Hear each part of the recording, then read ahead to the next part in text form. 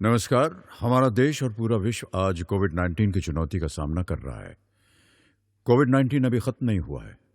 ऐसे में हमारा फर्ज है कि हम सतर्क रहें। इसलिए जब तक दवाई नहीं तब तक कोई ढिलाई नहीं। कोरोना से बचाव के लिए जरूरी है नियमित रूप से हाथ धोना, मास्क पहनना और आपस में उचित दूरी बनाए रखना। याद रखिए, 2 गज दूरी मास्क है जरूरी। खांसी, बुखार या सांस लेने में कठिनाई होने पर हेल्पलाइन नंबर 1075 पर संपर्क करें। आज के इस वीडियो में हम लेसन नंबर 23 सरकारी बजट एवं अर्थव्यवस्था के बारे में डिस्कस करेंगे। ये इस लेसन का सेकंड वीडियो है। फर्स्ट वीडियो में हमने सरकारी बजट के उद्देश्य और सरकारी बजट की जो संरचना है, राजस्व बजट और पूंजीगत budget, revenue budget and capital budget के बारे में डिस्कस किया था। आज के इस वीडियो में हम बजट के कौन कौन से प्रकार होते हैं उसके बारे में डिस्कस करेंगे। और इस लेसन का जो तीसरा वीडियो हम बनाएंगे उसमें जो बजटी घाटे की जो अवधारणा है, चाहे वो फिस्कल डेफिसिट है, राजकोषीय घाटा, राजस्व घाटा, रेवेन्यू डेफिसिट, प्राइमरी डेफिसिट, प्राथमिक घाटा, इसके बारे में हम तीसरे वीडियो में पढ़ेंगे। तो आज के इस वीडियो में हम बजट के प्रकार के बारे में डिस्कस करेंगे। सबसे पहले, जब सरकार की कुल आय और कुल व्यय में संतुलन के आधार पर अगर हम बजट को देखते हैं तो 3 प्रकार का बजट हो सकता है। कुल आय और कुल व्यय में संतुलन के आधार पर बजट को 3 भागों में बांटा जा सकता है। सबसे पहला हमारा है बचत का बजट। देखिए, जब हम बजट की बात करते हैं, बजट में एक तो हम लेते हैं सार्वजनिक आय और दूसरा हम लेते हैं सार्वजनिक व्यय। तो जब सार्वजनिक आय सार्वजनिक व्यय की तुलना में ज़्यादा होती हैं तो ऐसे बजट को हम क्या कहते हैं? बचत का बजट, सरप्लस बजट। जैसे एक वित्तीय वर्ष में सरकार की अनुमानित आय कितनी है? 100 करोड़ रुपए, जबकि अनुमानित व्यय जो है वो कितना है? 80 करोड़ रुपए। तो ऐसे बजट को हम क्या कहेंगे? बचत का बजट, जिसमें सार्वजनिक आय सार्वजनिक व्यय की तुलना में ज़्यादा होती है। दूसरा हमारा होता है संतुलित बजट, बैलेंस बजट। ऐसा बजट जिसमें सार्वजनिक आय और सार्वजनिक व्यय दोनों बराबर होते हैं। जब सरकार एक वित्तीय वर्ष में जो आय की प्राप्ति का अनुमान लगाती हैं वो कितना है? माना कि 100 करोड़ रुपए, और उसी वित्तीय वर्ष में सरकार का जो व्यय का अनुमान है वो भी कितना है? 100 करोड़ रुपए। तो जब आय और व्यय, सार्वजनिक आय और सार्वजनिक व्यय बराबर होते हैं तो ऐसे बजट को हम कहते हैं संतुलित बजट। और तीसरा हमारा होता है घाटे का बजट, डेफिसिट बजट, जिसमें सरकार की जो व्यय हैं, एक वर्ष की अवधि में सरकार के द्वारा जो व्यय किया जा रहा है, जब सार्वजनिक व्यय सार्वजनिक आय से ज़्यादा होता है तो ऐसे बजट को हम कहते हैं घाटे का बजट। जिससे सरकार एक वित्तीय वर्ष में अपनी आय का जो अनुमान लगाती है वो कितना होती है? 100 रुपये, लेकिन या 100 करोड़ रुपए के बराबर। लेकिन सरकार का जो व्यय हो जाता है वो अगर इस 100 करोड़ से ज़्यादा हो जाता है, माना कि 120 करोड़ रुपए हो जाता है, तो जब सरकार की आय की तुलना में सार्वजनिक व्यय ज़्यादा होता है तो ऐसे बजट को हम कहते हैं घाटे का बजट। और वर्तमान समय की अगर हम बात करते हैं तो आधुनिक समय में विभिन्न सरकारें जो है, जहाँ पे भी प्रजातंत्र है, लोकतांत्रिक देश होते हैं, वहाँ पर सरकार मुख्य तरफ से जनता के लिए कल्याणकारी कार्य करने के लिए विभिन्न मदों पर, चाहे वो आर्थिक मदे हैं, सामाजिक सुरक्षा है, उनके ऊपर व्यय करती हैं। तो वर्तमान समय में सरकार का जो खर्चा है वो विभिन्न योजनाओं पर बढ़ता जा रहा है, और इसी कारण से जो विकासशील देश हैं, जो लोकतांत्रिक देश है, वहाँ पर घाटे का जो बजट होता है वो ज़्यादा लोकप्रिय कहलाता है। मतलब ऐसी सरकार को अच्छा माना जाता है जो जनता के कल्याण के लिए अधिक मात्रा में व्यय कर देती है, जितनी उसकी आय है उसकी तुलना में। आय की तुलना में जब सरकार अधिक मात्रा में व्यय करती है तो उसको हम कहते हैं घाटे का बजट। और मुख्य रूप से ऐसा जो बजट है वो कहाँ पे पाया जाता है? जो विकासशील देश है, जहाँ पर लोकतांत्रिक सरकार है जो जनता के कल्याण के लिए कार्य करती है, और वो अपना जो व्यय है वो आय की तुलना में अधिक कर देती है। तो ये 3 प्रकार के बजट होते हैं, कुल आय और कुल व्यय में संतुलन के आधार पर। इसके अलावा बजट की और अन्य अवधारणाएं हैं, जिसमें सबसे पहला हमारा है आम बजट, या जिसको हम परंपरागत या पारंपरिक बजट भी कह सकते हैं, ट्रेडिशनल बजट। अब देखिए बजट में क्या होता है, एक वर्ष की अवधि में सरकार कितना व्यय करेगी विभिन्न मुद्दों के ऊपर और सरकार को आय की प्राप्ति कैसे होगी। आय और व्यय का लेखा जोखा या विवरण जो होता है वो आम बजट के अंतर्गत होता है। मतलब आने वाले वित्तीय वर्ष में सरकार कितना खर्चा करेगी उसका ब्यौरा जो है वो किस में होता है, आम बजट में। लेकिन आम बजट की एक हम कमी कह सकते हैं कि सरकार के द्वारा विभिन्न मुद्दों पर जो खर्चा किया जा रहा है उन खर्चों के परिणाम क्या होंगे इसको नहीं बताया जाता है। और परंपरागत रूप से अगर हम देखते हैं तो जो आम बजट है उसका मुख्य उद्देश्य जो रहा है वो रहा है सरकारी खर्चों पर नियंत्रण करना, विकास कार्यों को अर्थव्यवस्था में लागू करना, लेकिन साथ ही साथ सरकार के द्वारा फालतू जो खर्चा किया जा रहा है उसको एक तरह से नियंत्रित करना। साथ ही साथ जो विधायिका है उसका कार्यपालिका पर वित्तीय नियंत्रण स्थापित करना। मतलब भारत के संदर्भ में अगर हम देखते हैं तो जो विधायिका हम कह सकते हैं वो होती है संसद, और कार्यपालिका में राष्ट्रपति, उपराष्ट्रपति, प्रधानमंत्री और प्रधानमंत्री की जो मंत्रिपरिषद होती हैं उन सभी को हम कार्यपालिका में सम्मिलित करते हैं। तो जो आम बजट होता है उसका भी मुख्य उद्देश्य एक तरह से क्या होता है, जो विधायिका है वो कार्यपालिका पर एक तरह से वित्तीय नियंत्रण स्थापित कर रहे हैं। मतलब जो मंत्रिपरिषद कार्यकारी जो देश की सरकार चला रही है वो कितना खर्चा कहाँ पे करेगी उसका लेखा जोखा उसे संसद के सामने रखना होता है। और इसकी बजट की अगर हम बात करते हैं तो आम बजट की मुख्य मदें जो होती हैं मुख्य रूप से सरकार की व्यय की मदें वेतन और मजदूरी के ऊपर जो खर्चा हो रहा है, उपकरण और मशीनों की खरीद पर जो भी खर्चा किया गया है, और साथ ही साथ सरकार को करों के माध्यम से जो आय प्राप्त होती है या गैर करों से जो आय प्राप्त होती है उसको आम बजट में प्रस्तुत किया जाता है। साथ ही साथ एक अवधारणा हमारी है पूरक बजट, सप्लीमेंट्री बजट। अब देखिए सप्लीमेंट्री पूरक बजट में क्या होता है कि एक वित्तीय वर्ष होता है हमारा 1 अप्रैल से लेकर 31 मार्च तक की अवधि, उसके लिए बजट जारी किया जाता है। लेकिन माना कि उस वित्तीय वर्ष में सरकार के सामने कोई आकस्मिक खर्च आ जाता है, जैसे कोई प्राकृतिक विपदा आ गई है, तो इसी स्थिति में सरकार का जो खर्चा है वो बढ़ जाता है, और सरकार का खर्चा बढ़ जाने से सरकार का जो बजट होता है वो तय समय 31 मार्च से पहले ही खत्म हो जाता है। तो ऐसी स्थिति में बचे हुए समय के लिए सरकार को नए बजट की आवश्यकता होती है, और जिसकी मांग सरकार के द्वारा संसद के समक्ष की जाती है। तो ऐसे बजट को हम क्या कहते हैं, पूरक बजट। जैसे हमारा जो बजट है, जो वित्तीय वर्ष है वो होता है हमारा 1 अप्रैल से लेकर 31 मार्च तक। अब माना कि सरकार का जो बजट है वो 15 फरवरी तक ही खत्म हो चुका है।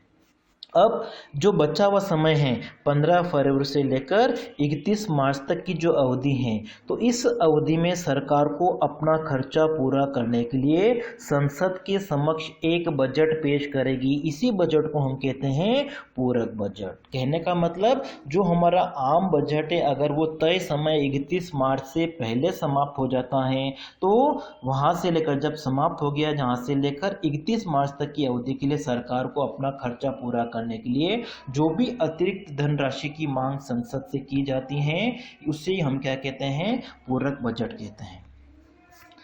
दूसरा हमारा है लेखानुदान, या जिसको हम अंतरिम बजट भी कह सकते हैं। अब देखिए सरकार का जो वित्तीय वर्ष होता है वो होता है 1 अप्रैल से लेकर 31 मार्च तक। अब देखिए कभी कभी क्या होता है कि जब ऐसा स्थिति आ जाती है कि सरकार जो है वो अगले 3-4 महीनों तक ही चलेगी, जैसे कि माना कि चुनाव आ जाते हैं, तो चुनाव जैसे हैं माना कि जून में है, तो अब जो बजट जारी होगा वो तो होता है अप्रैल से, तो अप्रैल मई जून जब तक कि चुनाव नहीं हो जाते हैं, कुछ समय के लिए 2-3 महीने की अवधि हो सकती है, 4 महीने की अवधि होती है, तो इन महीनों में खर्चों को पूरा करने के लिए सरकार क्या करती है, संसद के समक्ष अस्थायी बजट को प्रस्तुत करती है, और उसी को हम क्या कहते हैं, लेखानुदान कहते हैं, अंतरिम बजट कहते हैं। बजट की समाप्ति होती है 1 अप्रैल से 31, बजट की जो समयावधि होती है 1 अप्रैल से 31 मार्च तक, और जब वित्तीय वर्ष हमारा 31 मार्च को समाप्त हो जाता है तो नए बजट की जो आवश्यकता होती है वो होती है 1 अप्रैल से। लेकिन सरकार अगर किसी कारण से पूरे वित्तीय वर्ष के लिए अगर बजट जारी नहीं करती है, कोई कारण हो सकता है, मुख्य रूप से जो कारण होता है वो होता है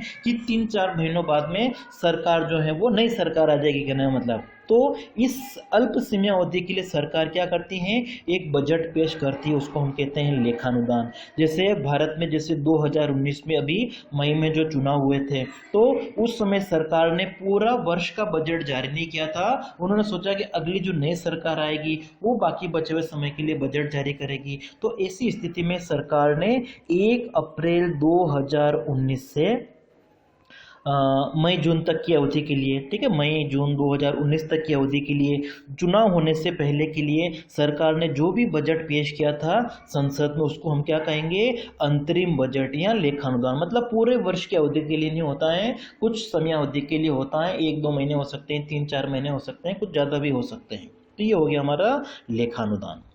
नेक्स्ट हमारा है निष्पादन बजट, या जिसको हम कहते हैं परफॉर्मेंस बजट। अब देखिए निष्पादन बजट में क्या होता है, किसी विभिन्न मदों के लिए पहले जो बजट जारी किया गया है और उन बजट से क्या परिणाम हुए, अर्थव्यवस्था पर उसका क्या प्रभाव पड़ा है, सरकार ने जनता की भलाई के लिए जो भी कार्य कर रही है उसका जो विवरण है वो इस बजट में दिया जाता है। पहले सरकार के द्वारा विभिन्न मदों पर जो भी खर्चा किया गया है, जो भी लक्ष्य तय किए गए थे, उनसे क्या परिणाम निकले हैं, और उन परिणामों को आधार बना कर नया बजट अगर जारी किया जाएगा तो ऐसे बजट को हम कहते हैं निष्पादन बजट।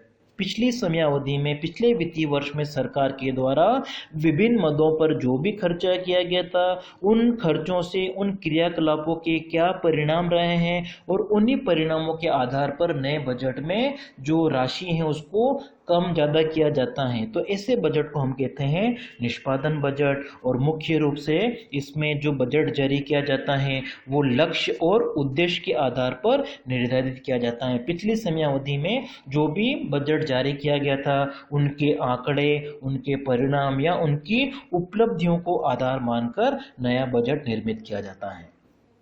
और इसका जो निर्माण है सर्वप्रथम वो कहाँ पे हुआ था, अमेरिका में हुआ था। ठीक है, सर्वप्रथम निष्पादन बजट की जो शुरुआत है वो कहाँ से हुई थी, अमेरिका से।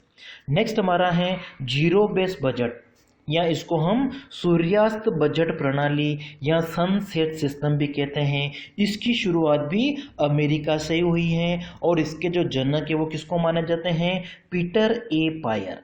और इस प्रणाली का सर्वप्रथम प्रयोग 1979 में अमेरिका के राष्ट्रपति जिमी कार्टर द्वारा अपने देश के बजट में लागू किया गया था। तो जीरो बेस बजट जो है वो सर्वप्रथम 1979 में अमेरिकी राष्ट्रपति जिमी कार्टर द्वारा लागू किया गया था। अब देखिए जीरो बेस बजट में क्या होता है कि सरकार के द्वारा पिछले वित्तीय वर्ष में विभिन्न मदों पर जो भी व्यय किया गया है उन व्ययों को आने वाले समय में विभिन्न मदों पर जो व्यय किया जाएगा उसके लिए आधार नहीं बनाया जाता है, उसको तर्क के रूप में स्वीकार नहीं किया जाता है। आने वाले वित्तीय वर्ष में विभिन्न क्रियाकलापों पर जो भी खर्चा किया जाएगा उन खर्चों के लिए सरकार के द्वारा जो भी बजट जारी किया जाएगा वो एक तरह से नए सिरे से जारी किया जाता है। सरकार इस बजट में जो जीरो बेस बजट प्रणाली है, शून्य आधारित बजट प्रणाली इसको हम कह सकते हैं, इसमें सरकार इस बात पर विचार करती हैं कि किस मद के ऊपर व्यय किया जाए या नहीं किया जाए। कोई भी मद है, माना कि शिक्षा है, स्वास्थ्य है या उसका एक कोई भाग है, उस पर सरकार खर्च करे या नहीं करे इस बात पर विचार किया जाता है। इस बात पर विचार नहीं किया जाता है कि पहले जिन मदों पर व्यय किया गया था उन मदों पर अब व्यय की राशि को कम किया जाए या बढ़ाया जाए, जैसा कि निष्पादन बजट में होता है। इसमें नए बजट की जो शुरुआत है वो जीरो से होती है। प्रत्येक क्रियाकलाप को शून्य आधार से पुनः उसका औचित्य निर्धारित किया जाता है। पुराने व्ययों को आधार नहीं माना जाता है। नया बजट जो भी जारी किया जाएगा वो नए सिरे से जारी किया जाता है। और इसके अंतर्गत क्या होता है कि देश में प्रत्येक विभाग होता है, उसको वित्तीय वर्ष की समाप्ति से पहले अपना जो भी बजट है वो सरकार को बताना होता है और सरकार उसी के अनुसार जो धनराशि है वो स्वीकृत करती है। प्रत्येक क्रियाकलाप के लिए लेखा जोखा जो है वो रखना होता है प्रत्येक विभाग को। नेक्स्ट हमारा है आउटकम बजट, या जिसको हम परिणामोन्मुख बजट भी कह सकते हैं, आउटकम बजट।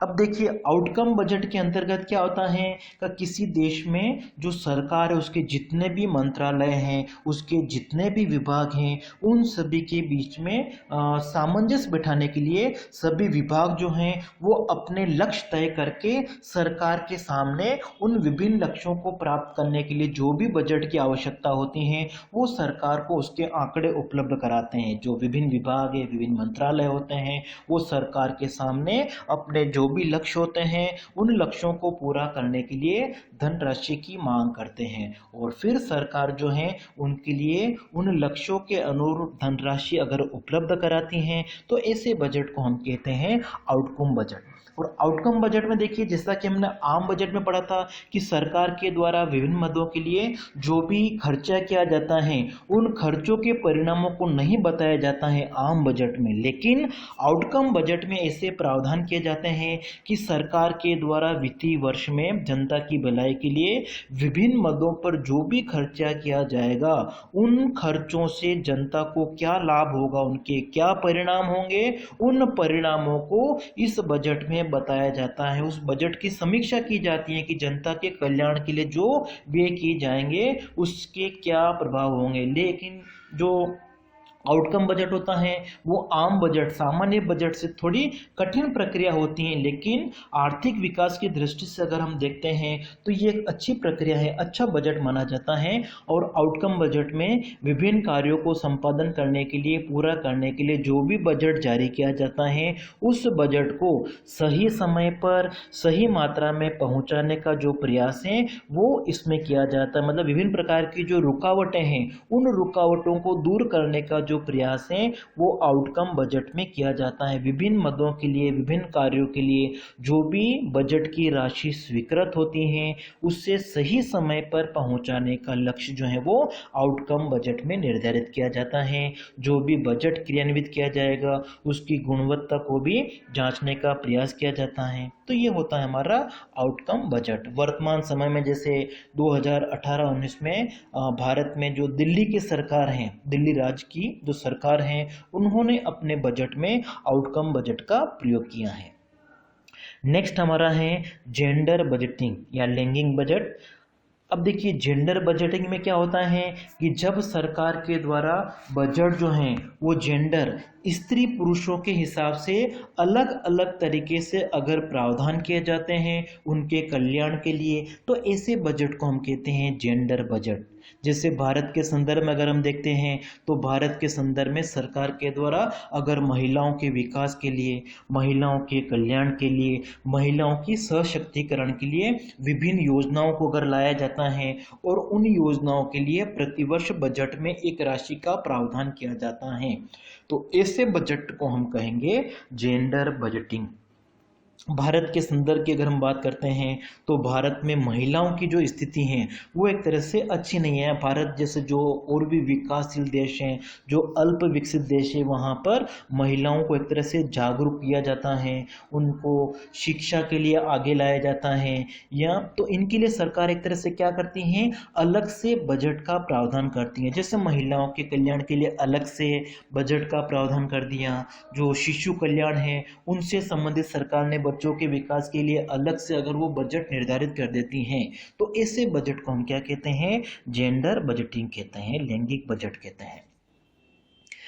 नेक्स्ट हमारा है संघीय, प्रांतीय, स्थानीय संस्थाओं के बजट। संघीय का मतलब क्या हो गया कि जब देश में केंद्र सरकार के द्वारा पूरे देश के लिए जो बजट जारी किया जाता है ऐसे बजट को हम संघीय बजट कहते हैं। प्रांतीय बजट जो राज्य सरकारें होती हैं, प्रादेशिक स्तर पर जो सरकारें होती हैं, उनके द्वारा जो बजट जारी किया जाता है उनको हम प्रांतीय बजट कहते हैं। संघीय बजट जो केंद्र सरकार का जो बजट होता है वो वहाँ की क्या जो कार्यकारिणी जो मंत्रिपरिषद होती हैं उनके द्वारा तैयार किए जाते हैं, और कार्यकारिणी जो है वो फिर उनको संसद से पास कराती है। कहने का मतलब प्रांतीय बजट जो होता है, राज्य सरकार का जो बजट होता है वो वहाँ की जो मंत्रिपरिषद होगी, जो विधानसभा होती है उसके द्वारा पारित करा जाता है। और फिर स्थानीय संस्थाओं के बजट, चाहे वो ग्राम पंचायत है, नगर पालिका है, नगर निगम है, इनके जो बजट होते हैं, और ये जो बजट होते हैं उनको एक तरह से हम स्वतंत्र बजट कह सकते हैं। सभी के स्थानीय संस्थाओं के जो बजट होते हैं वो एक तरह से स्वतंत्र होते हैं, कहने का मतलब। फिर नेक्स्ट हमारा है सामान्य बजट। सामान्य बजट का मतलब जो स्थायी प्रकृति के कार्य हैं, उस स्थायी प्रकृति के कार्यों के लिए जो भी बजट पारित किया जाएगा उसको हम कहते हैं सामान्य परिस्थितियों में जो भी बजट जारी किया जाएगा वो हमारा सामान्य बजट होता है। और इसका संबंध स्थायी प्रकृति के कार्यों से होता है, जैसे कि जो कर्मचारी वर्ग है उनको वेतन चुकाना है, उनको सैलरी दी जाती है, मजदूरी दी जाती हैं। तो जो सामान्य परिस्थितियों में जो बजट जारी किया जाएगा आर्थिक या सामाजिक विकास के लिए, ऐसे बजट को हम कहते हैं सामान्य बजट। और एक होता है संकटकालीन बजट। जब देश में कोई संकट या विशेष परिस्थिति आ जाती है और उस विशेष परिस्थिति में चाहे वो युद्ध की स्थिति आ गई है, मंदी की स्थिति आ गई है, कोई प्राकृतिक आपदा आ गई है, अकाल की स्थिति आ गई है, तो इन स्थितियों में जो भी बजट जारी किया जाएगा ऐसे बजट को हम कहते हैं संकटकालीन बजट। तो